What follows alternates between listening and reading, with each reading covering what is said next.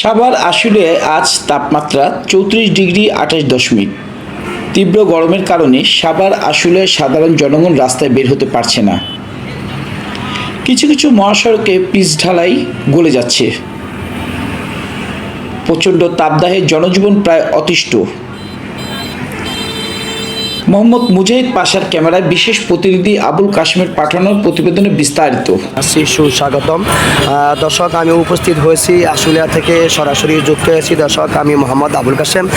প্রিয় দর্শক, আপনারা সকলেই অবগত আছেন, জানেন গত 2 দিন আগে থেকে তীব্র গরম এবং প্রচণ্ড তাপমাত্রার কারণে জনজীবন বিচ্ছিন্নর মতো প্রায় সেই চিত্রগুলা আপনাদের মাঝে আমরা তুলে ধরার জন্য চেষ্টা করছি।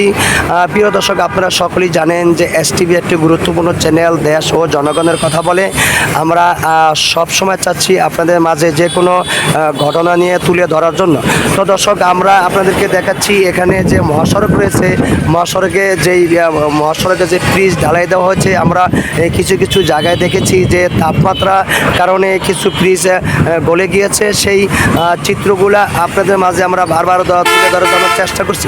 তো দর্শক, এখানে এটি একটি গুরুত্বপূর্ণ জায়গা, ইপিজেড এলাকা। এখানে অনেক সাধারণ জনগণ রয়েছে, তারা তাপমাত্রার কারণে বিভিন্ন জায়গায় তারা বের হতে পারছে না।